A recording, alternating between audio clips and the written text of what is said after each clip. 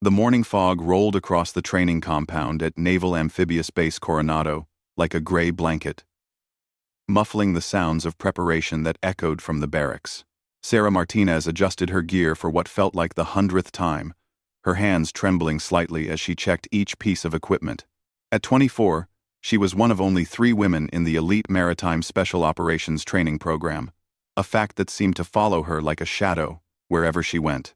The bruise on her left shoulder had deepened to a dark purple overnight, a reminder of yesterday's hand-to-hand combat session where she had been paired with Rodriguez, a mountain of a man who showed no mercy regardless of gender. Sarah appreciated that approach. Even if her body didn't always agree, she had fought tooth and nail to earn her place here, and the last thing she wanted was special treatment. Chief Petty Officer Marcus Thompson stood at the front of the formation, his weathered face scanning the 22 trainees who remained from the original 43. The dropout rate was intentionally brutal, designed to weed out anyone who lacked the mental fortitude and physical resilience required for the most demanding military operations in the world.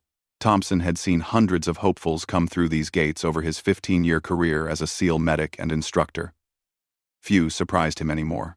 But Martinez was different. She never complained, never asked for help, and never gave less than everything she had. What concerned Thompson wasn't her performance, which consistently ranked in the top 5 of her class. What worried him was the way she isolated herself, the way she seemed to carry weight beyond the physical demands of training. As the senior medical instructor, he had learned to read people, to spot the signs of stress and trauma that could compromise a mission or endanger lives. The morning briefing began with a review of the previous day's underwater navigation exercise. 3 trainees had failed to complete the course within the required time parameters and were quietly removed from the program. No fanfare, no dramatic speeches. They simply received their orders to report to their new assignments and disappeared from the compound. This was the way of special operations training, where failure was measured in seconds and margins for error didn't exist. Sarah listened intently as Thompson outlined the day's medical training scenario. They would be conducting advanced trauma care under simulated combat conditions, complete with smoke, loud noises, and time pressure designed to mimic battlefield stress. Each trainee would rotate through roles as medic, patient, and security, with instructors evaluating their performance at every step. The training began at the mock village constructed on the eastern edge of the base. The scenario involved a team insertion gone wrong, with multiple casualties requiring immediate medical attention while under enemy fire. Sarah found herself paired with Jackson, a former Army Ranger whose cocky attitude had rubbed her the wrong way since day 1 of training. As they moved through the simulated urban environment, smoke grenades exploded around them, while blank ammunition created a deafening cacophony. Thompson observed from his elevated position, noting how each trainee responded to the chaos. Some froze momentarily before finding their rhythm. Others moved with practiced efficiency, their previous military experience evident in their fluid movements. But Martinez moved differently than the others. Her actions were precise and controlled. But there was something rigid about her posture, something that suggested she was fighting more than just the training scenario. When the first simulated casualty was discovered, Sarah immediately took charge of the medical response. The mannequin was configured to simulate multiple gunshot wounds and severe blood loss. Working with mechanical precision, she established an airway, controlled bleeding, and prepared the patient for evacuation while Jackson provided security. Her technique was flawless, her speed impressive. But Thompson noticed something that made him frown. She was holding her breath, working in short bursts rather than maintaining steady respiration under stress. The second phase of the exercise required the teams to extract their casualties while moving through a gauntlet of simulated enemy positions. Sarah lifted the 180-pound training dummy onto her shoulders in a fireman's carry, her smaller frame struggling with the weight. Jackson moved to assist, but she sharply waved him off, her voice cutting through the noise with an intensity that caught Thompson's attention. As they moved through the extraction route, Sarah stumbled twice, her legs shaking under the combined weight of her gear and the casualty. Her breathing became labored, and Thompson could see her face flushing with exertion. Still, she pressed forward, determination etched in every line of her body. When Jackson again offered to share the load, her response was sharp enough to make the other trainees step back. The final phase took place at the medical station, where trainees had to perform advanced procedures under continued pressure. Sarah's hands, usually steady as stone, showed the slightest tremor as she worked to establish an IV line on a training arm while explosions continued to rock the area around them. Thompson moved closer, positioning himself where he could observe her technique while remaining unobtrusive. What he saw confirmed his growing concerns. Sarah was competent, even exceptional in her medical skills, but she was operating on pure willpower rather than the controlled aggression that characterized the best special operations personnel. She was fighting herself as much as she was fighting the training scenarios, and that internal battle was beginning to show cracks in her otherwise impressive performance. When the exercise concluded, the trainees gathered for the immediate after-action review. Thompson praised the group's overall performance while noting specific areas for improvement. Several trainees received individual feedback, both positive and corrective. When his gaze fell on Sarah, she stood at rigid attention, waiting for his assessment. Thompson's evaluation was brief but pointed. Her medical skills were exemplary, her leadership under pressure noteworthy. However, he noted opportunities for improvement in team dynamics and load sharing during casualty evacuation. The words were professional and measured, but Sarah heard something else in his tone, a suggestion that he had observed more than just her tactical performance. As the group dispersed for chow, Thompson called out to Sarah. She approached with the same rigid posture she maintained during formation, her face revealing nothing of whatever thoughts occupied her mind. Thompson had dealt with enough struggling trainees to recognize the signs, but Martinez presented a unique challenge. She wasn't failing in any measurable way, but something was clearly affecting her ability to function at full capacity. Their conversation was brief and professional. Thompson inquired about her recovery from the previous day's training, noting the visible bruising on her shoulder and arms. Sarah's responses were textbook perfect, acknowledging minor soreness while insisting it had no impact on her performance capability. Thompson probed gently about her adaptation to the training environment and her interactions with other team members. Again, her answers were precisely what regulations required, but they revealed nothing about the person behind the uniform. Thompson dismissed her with instructions to report for additional medical training that evening. As she walked away, he made a mental note to pay closer attention to Martinez in the coming days. Something wasn't right. And in his experience, unresolved issues had a way of surfacing at the worst possible moments. In special operations, those moments could mean the difference between mission success and catastrophic failure. Sarah spent her lunch break alone, as had become her habit. She chose a spot overlooking the Pacific Ocean, where the constant sound of waves provided a backdrop for her thoughts. The bruises covering her arms and torso were reminders of the physical demands she faced daily, but they were nothing compared to the invisible weight she carried. Every interaction with her male teammates required careful calculation, every response measured to avoid appearing weak or overly aggressive. The afternoon brought weapons training and small unit tactics, subjects where Sarah excelled. Her marksmanship scores consistently ranked in the top 3 of her class, and her understanding of tactical movement impressed even the most experienced instructors. Yet even here, she maintained the same rigid control that Thompson had observed during medical training. She never celebrated successful shots, never showed frustration with minor errors, and never engaged in the casual banter that helped bond military units. As evening approached and the other trainees headed to the recreation area, Sarah made her way to the medical training facility for the additional instruction Thompson had ordered. She arrived precisely on time, her gear properly arranged, and her uniform immaculate despite the day's demanding activities. Thompson was waiting, his expression neutral as he gestured for her to enter the training bay. The facility was equipped with state-of-the-art medical simulation equipment, capable of replicating virtually any trauma scenario that special operations personnel might encounter in the field. Thompson had selected a complex case involving multiple trauma patients with varying degrees of injury severity. The scenario would test not just medical skills, but decision-making under pressure and the ability to prioritize resources effectively. As Sarah began working through the simulation, Thompson observed her with the practiced eye of someone who had trained countless medics. Her technical proficiency was undeniable. Her knowledge of trauma medicine impressive for someone her age.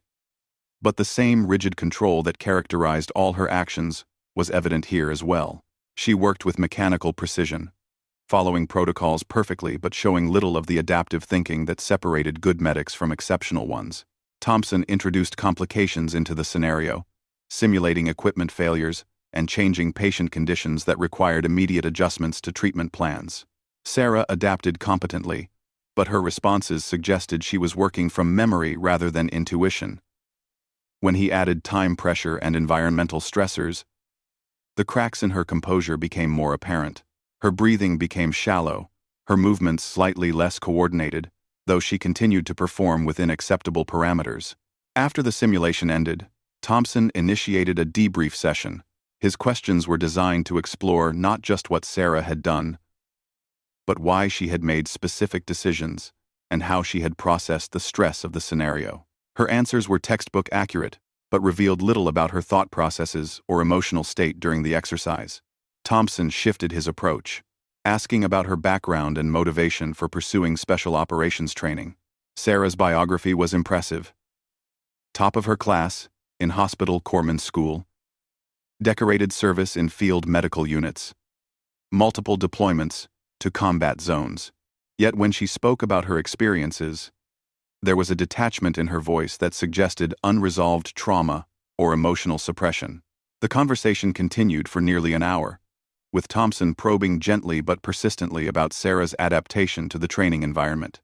He had dealt with enough post-traumatic stress cases to recognize the signs. But Sarah's presentation was unusual. Rather than the typical symptoms of PTSD, she displayed what psychologists called emotional numbing, a protective mechanism that allowed her to function but prevented her from processing traumatic experiences fully. As their session concluded, Thompson made a decision that would alter the trajectory of Sarah's training. Rather than filing a standard evaluation report, he requested a private consultation with the training command's senior psychologist. Sarah's technical competence was beyond question, but her emotional state represented a potential liability that needed to be addressed before she could progress to more advanced phases of training. Sarah left the medical facility with mixed feelings about the extended session with Thompson. His questions had probed areas she preferred to keep buried, touching on memories and experiences she had worked hard to compartmentalize. The additional training had been challenging but manageable, yet she sensed that Thompson's interest went beyond her medical capabilities. His attention felt both supportive and threatening, representing the possibility of help she was afraid to accept and scrutiny she was determined to avoid. The consultation with Dr. Patricia Hawkins took place 3 days after Thompson's extended training session with Sarah. Dr. Hawkins had spent 12 years working with special operations personnel, developing expertise in the unique psychological challenges faced by elite military units. Her office, located in a nondescript building near the main administrative complex, was designed to feel more like a comfortable living room than a clinical setting. The carefully chosen decor and ambient lighting were intended to encourage openness, though many of her patients remained guarded regardless of the environment. Thompson briefed Dr. Hawkins on his observations of Sarah's performance and behavior patterns.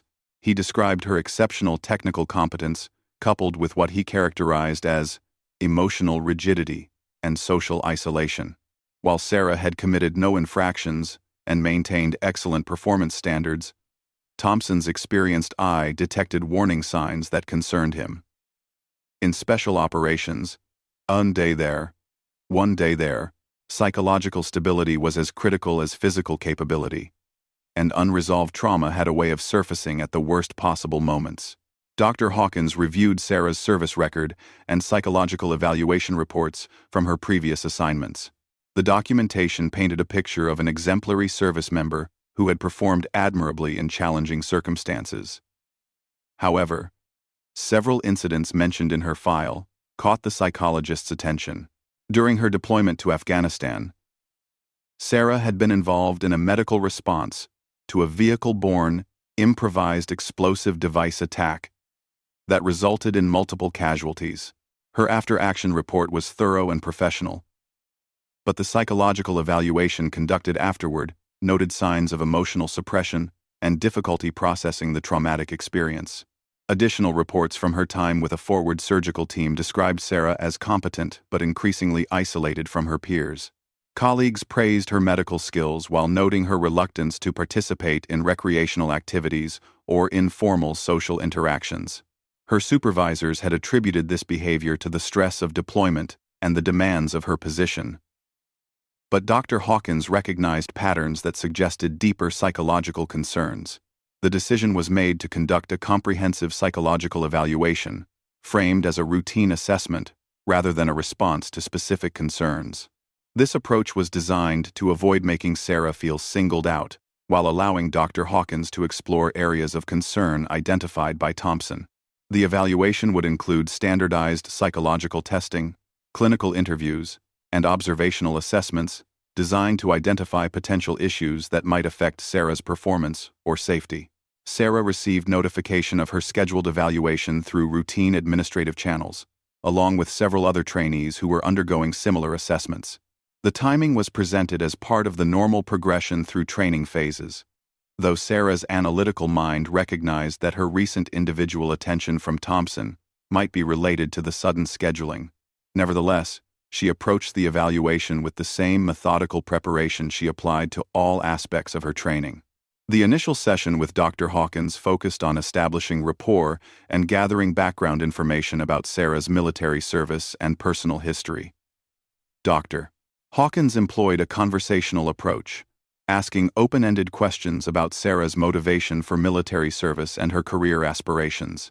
Sarah's responses were articulate and well-reasoned, describing her desire to serve in the most challenging environments where her medical skills could make the greatest difference. When the conversation turned to her deployment experiences, Sarah provided detailed accounts of her duties and responsibilities, while carefully avoiding emotional content. She described treating wounded service members and civilians with clinical precision, focusing on medical procedures and outcomes rather than the human cost of the injuries she had treated. Dr. Hawkins noted this pattern of emotional detachment, recognizing it as a coping mechanism that allowed Sarah to function in traumatic environments but might prevent her from processing those experiences in a healthy way. The psychological testing phase revealed interesting contradictions in Sarah's personality profile. Her cognitive abilities tested in the superior range, with particular strengths in spatial reasoning and processing speed that made her well-suited for high-pressure decision-making scenarios. However, her emotional intelligence scores suggested difficulty recognizing and expressing emotions, both in herself and others. This pattern was consistent with individuals who had experienced significant trauma and developed protective mechanisms to avoid emotional vulnerability. During the clinical interview portion of the evaluation, Dr. Hawkins explored Sarah's family background and early life experiences. Sarah described growing up in a military family where emotional expression was discouraged and personal strength was measured by the ability to endure hardship without complaint. Her father, a career Marine, had instilled values of duty, honor, and self-reliance that shaped Sarah's approach to challenges throughout her life. While these values served her well in military environments, they also contributed to her reluctance to seek help or acknowledge emotional distress. The conversation eventually touched on Sarah's experiences as one of the few women in male-dominated military specialties. Sarah acknowledged the additional scrutiny she faced while downplaying any impact on her performance or well-being. She described incidents of harassment and discrimination with the same clinical detachment she applied to other difficult experiences, treating them as obstacles to overcome rather than sources of ongoing stress or trauma. Dr. Hawkins recognized that Sarah had developed highly effective coping mechanisms that allowed her to function in challenging environments, but these same mechanisms might prevent her from forming the trust and emotional connections essential for special operations teamwork. The bonds formed between team members in elite units often meant the difference between life and death, and Sarah's emotional barriers could potentially compromise not just her own safety but that of her teammates as well. Meanwhile, Thompson continued monitoring Sarah's progress in regular training activities. Her performance remained consistently excellent, but he noticed subtle changes in her interactions with other trainees. During team exercises, she fulfilled her responsibilities competently but showed little of the camaraderie that typically developed among trainees facing shared hardships. Her communications were professional but minimal, and she seemed to actively avoid the informal interactions that helped build trust within military units. The breakthrough came during a particularly challenging survival training exercise conducted in the mountains east of San Diego. Teams of 4 trainees were inserted into remote terrain with minimal equipment and tasked with reaching designated extraction points while avoiding capture by opposing forces. The exercise was designed to test not just survival skills, but leadership, teamwork, and the ability to function effectively under extreme stress. Sarah found herself team leader for the exercise, paired with Jackson, Rodriguez, and a newer trainee named Peters, who had joined the program after completing Marine Force reconnaissance training. The team dynamics were complicated by Jackson's resentment at being led by a woman and Peters' inexperience with the specific protocols of SEAL training. Rodriguez, the most experienced team member, maintained a professional but distant relationship with Sarah that reflected the broader challenges she faced in gaining acceptance from her male counterparts. The first day of the exercise proceeded smoothly, with Sarah's navigation skills and tactical planning keeping the team ahead of schedule toward their first checkpoint. Her leadership style was methodical and thorough, ensuring that each team member understood their responsibilities while maintaining operational security. However, the emotional distance she maintained from her teammates began creating friction as the stress of the exercise intensified. On the second day, Peters suffered a severe ankle injury while crossing a rocky stream bed. The injury wasn't life-threatening, but it significantly compromised his mobility and threatened the team's ability to reach their extraction point on schedule. The situation required immediate medical attention followed by difficult decisions about how to proceed with a compromised team member. Sarah's response to the medical emergency was swift and professional. She immediately assessed Peters' condition, determined that he had suffered a severe sprain rather than a fracture, and implemented appropriate treatment to reduce swelling and provide pain relief. Her medical skills were evident in the speed and precision of her care, but her emotional response to Peters' obvious distress revealed the limitations of her coping mechanisms. While treating Peters' injury, Sarah maintained complete focus on the medical aspects of the situation while seeming oblivious to his emotional state. Peters, a tough Marine who rarely showed weakness, was clearly struggling not just with pain but with frustration and concern about letting his team down. Sarah provided excellent medical care while offering no emotional support or reassurance, treating Peters more like a casualty to be managed than a teammate facing a difficult situation. The team's subsequent discussions about how to proceed revealed deeper issues with Sarah's leadership approach. Jackson argued for leaving Peters at a safe location, while the rest of the team continued to the extraction point, a tactically sound decision that would maximize their chances of mission success. Rodriguez suggested modifying their route to accommodate Peters' limited mobility, accepting increased risk and reduced speed in exchange for maintaining team integrity. Sarah's response reflected her training and personality, focusing on tactical considerations while avoiding the emotional dimensions of the decision. She analyzed each option methodically, weighing factors like time constraints, terrain challenges, and enemy activity patterns.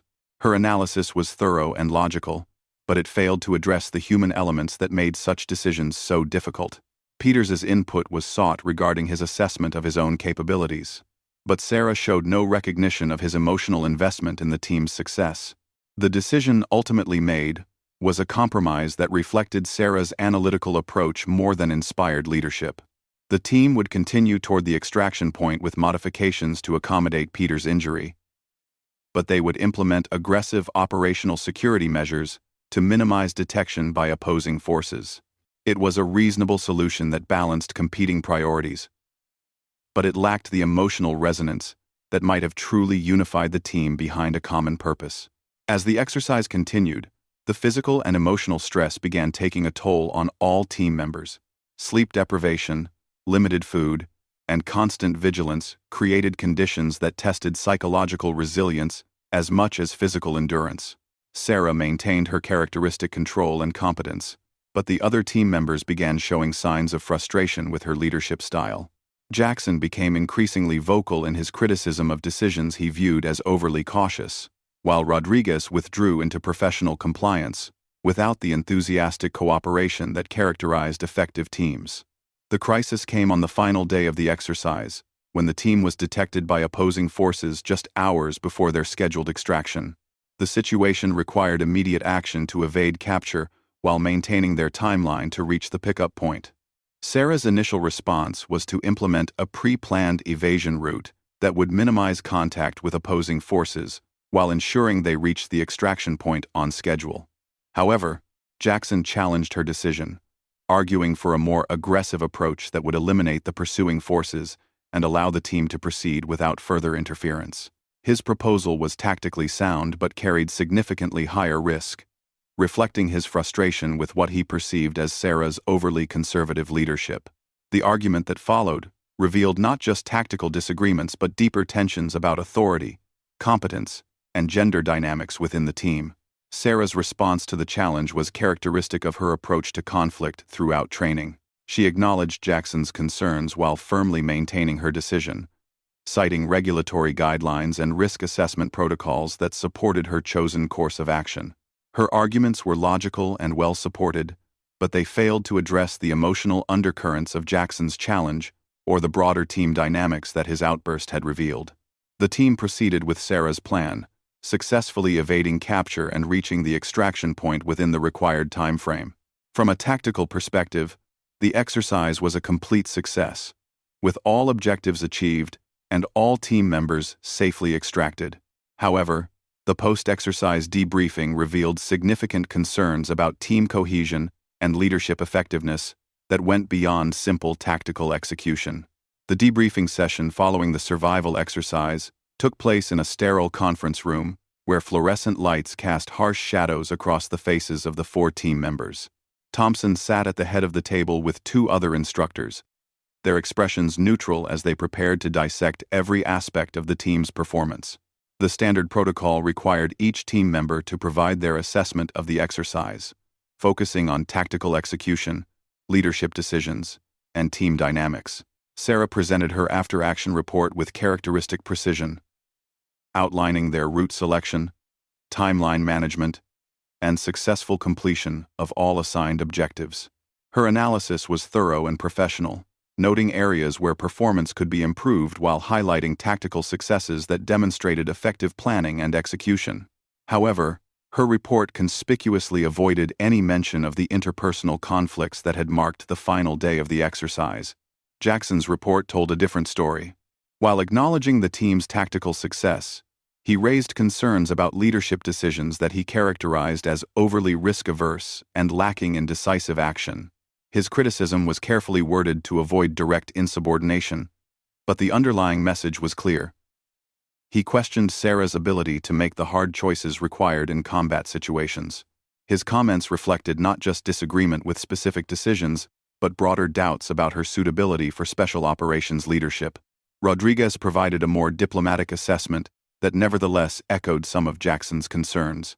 He praised Sarah's medical skills and tactical knowledge, while noting opportunities for improvement in team communication and decision-making processes.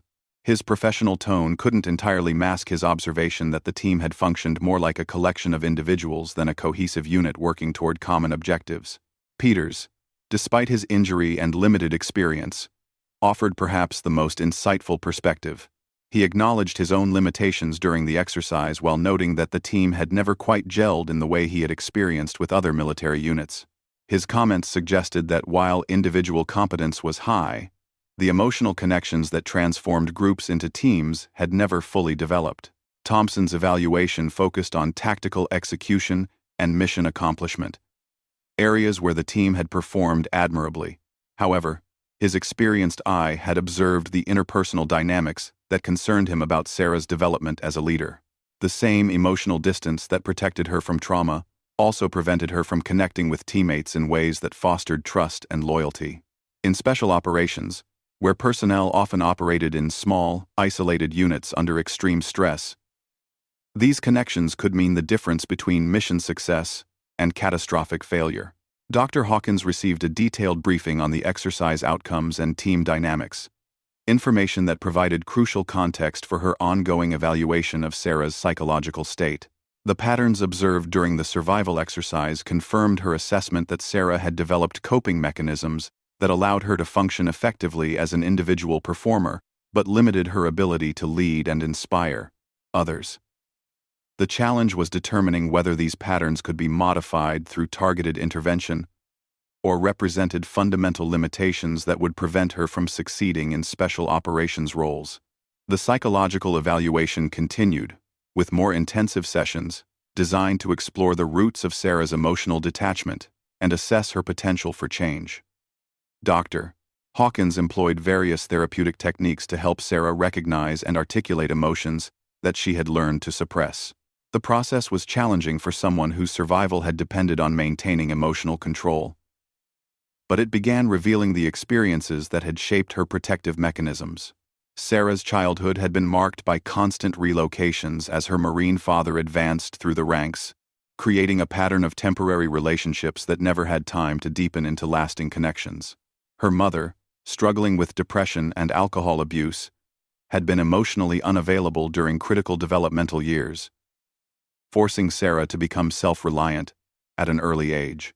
These experiences had taught her that emotional vulnerability led to disappointment and pain, lessons that served her well in military environments, but limited her capacity for the deep trust required in special operations teams. Her deployment experiences had reinforced these patterns, particularly a traumatic incident in Afghanistan that she had never fully processed. While serving with a forward surgical team, Sarah had treated a young Afghan girl who had been severely injured in a Taliban bombing attack. Despite Sarah's best efforts, the child had died during surgery, an outcome that haunted Sarah despite the professional recognition that she had done everything possible to save the girl's life. The incident had crystallized her belief that emotional distance was necessary protection against the inevitable pain of losing people she cared about. Dr. Hawkins recognized that Sarah's coping mechanisms, while problematic for team dynamics, had allowed her to function effectively in traumatic environments where many others might have broken down completely. The challenge was helping her develop the emotional flexibility to connect with teammates while maintaining the resilience that had made her an exceptional medic and service member. This would require not just therapeutic intervention but fundamental changes in how Sarah approached relationships and vulnerability. Thompson, meanwhile, faced his own dilemma regarding Sarah's future in the program.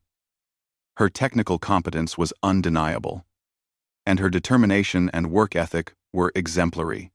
However, the leadership challenges revealed during the survival exercise raised questions about her suitability for special operations roles that required not just individual excellence, but the ability to inspire and lead others under extreme circumstances. The decision about her future would need to balance her obvious potential against realistic assessments of her current limitations. The turning point came during a night training exercise designed to simulate a hostage rescue operation. Sarah found herself assigned as the medical team leader, responsible for treating casualties while coordinating with assault teams operating in a complex urban environment. The scenario was deliberately chaotic, with multiple casualties requiring simultaneous treatment and evacuation, while hostile forces continued to threaten the operation. As Sarah worked to stabilize the most critically injured casualty, a training mannequin configured to simulate severe blood loss and airway compromise, she became aware of real distress from one of the role players. Petty Officer Williams, an experienced SEAL who was simulating a minor injury, was having what appeared to be a panic attack triggered by the realistic blood effects and chaotic environment. His breathing was rapid and shallow, his face pale with sweat, and his hands were shaking in a way that had nothing to do with his simulated injuries. For a moment, Sarah faced a choice that crystallized all of her training and personal struggles. Her instinct was to focus on the simulated casualty, completing the training exercise according to established protocols, while leaving Williams' distress for others to address. This approach would be professionally appropriate and personally safe, avoiding the emotional vulnerability that came with recognizing and responding to genuine human suffering. Instead, Sarah made a decision that surprised everyone, including herself. She immediately shifted her attention from the mannequin to Williams, recognizing that his panic attack represented a real medical emergency that took precedence over training objectives. Her response was swift and compassionate, using both her medical skills and emotional intelligence to help Williams regain control of his breathing and heart rate. She spoke to him calmly and directly, acknowledging his distress while providing practical guidance for managing his anxiety response. The moment lasted only a few minutes, but its impact rippled through the training exercise and beyond. Other trainees observed Sarah's response with surprise and respect, recognizing that she had prioritized human need over performance metrics in a way that demonstrated true leadership. Williams, a respected veteran with multiple combat deployments, later expressed gratitude not just for Sarah's medical intervention, but for her recognition of his humanity in a moment of vulnerability. Thompson witnessed the incident from his observation post, and what he saw fundamentally changed his assessment of Sarah's potential. For the first time since he had begun observing her, Sarah had acted from genuine emotion rather than programmed response. Her decision to prioritize William's real distress over simulated casualties demonstrated the kind of moral courage and emotional intelligence that distinguished great leaders from merely competent ones. Dr. Hawkins learned about the incident during her next session with Sarah, and she immediately recognized its significance. For the first time, Sarah had voluntarily chosen emotional engagement over self-protection, demonstrating that her capacity for empathy and connection existed despite years of suppression. The incident provided a foundation for exploring how Sarah might develop these capabilities more consistently, while maintaining the psychological resilience that made her effective in challenging environments. The conversation that followed was different from their previous sessions. Sarah spoke about William's panic attack with genuine concern and emotion, describing how his distress had reminded her of her own struggles during deployment. For the first time, she acknowledged the emotional cost of the detachment she had cultivated, recognizing that her protective mechanisms had isolated her from both pain and joy, from both trauma and healing. The breakthrough continued as Sarah began exploring memories and experiences she had avoided for years. She talked about the Afghan girl whose death had haunted her, finally allowing herself to grieve not just for the child, but for all the connections she had avoided out of fear of future loss. The process was painful but necessary, helping Sarah understand that emotional vulnerability was not weakness, but strength, and that true resilience came not from avoiding pain, but from processing it in healthy ways. Thompson made the decision to recommend Sarah for continuation in the program, but with conditions that reflected both her potential and her ongoing development needs. She would receive additional leadership training focused on team dynamics and emotional intelligence, while continuing her work with Dr. Hawkins to develop healthier coping mechanisms. The recommendation acknowledged that Sarah's journey was far from complete, but recognized that her recent breakthrough demonstrated capacity for the growth required for special operations leadership. The final phase of training presented new challenges that tested Sarah's evolving emotional intelligence alongside her technical skills. She found herself leading teams in scenarios that required not just tactical expertise, but the ability to inspire others and maintain morale under extreme stress. Her approach began incorporating the emotional awareness she was developing through therapy, resulting in more effective leadership and stronger team cohesion. Her relationship with fellow trainees evolved as well. Jackson, initially skeptical of her capabilities, began respecting her ability to balance tactical acumen with genuine concern for team members. Rodriguez found himself drawn into more personal conversations with Sarah as she became more emotionally available. Even Peters, despite his earlier injury, sought her guidance on both professional and personal matters, recognizing that her combination of competence and emerging empathy made her a valuable mentor. The program's culminating exercise was a complex multi-day operation that combined all elements of special operations training: insertion via multiple platforms, reconnaissance and surveillance, direct action against defended targets, and extraction under pressure.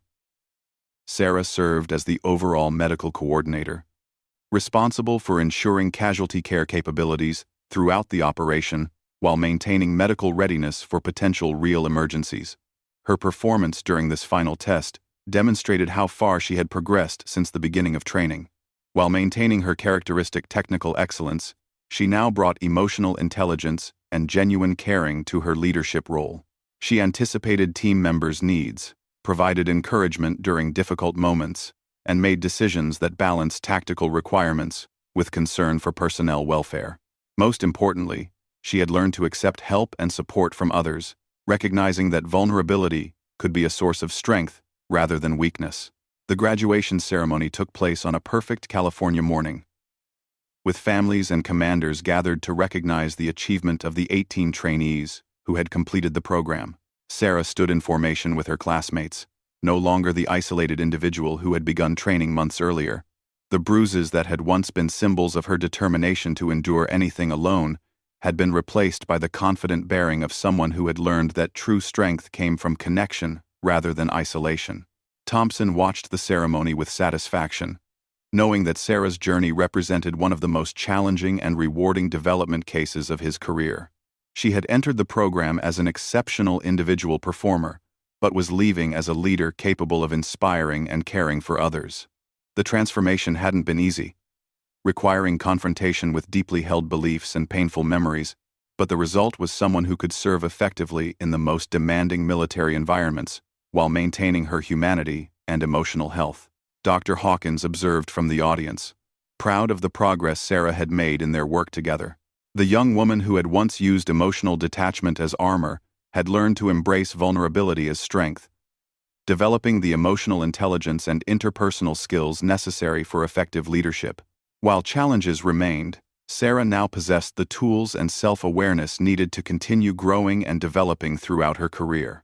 As Sarah accepted her completion certificate and the insignia that marked her transition to advanced special operations training, she carried with her lessons that extended far beyond military tactics and procedures.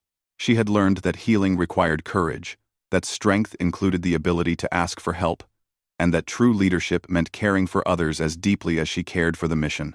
The bruises had healed, but more importantly, the silence had been broken, replaced by a voice that could inspire others to achieve their own breakthroughs and transformations.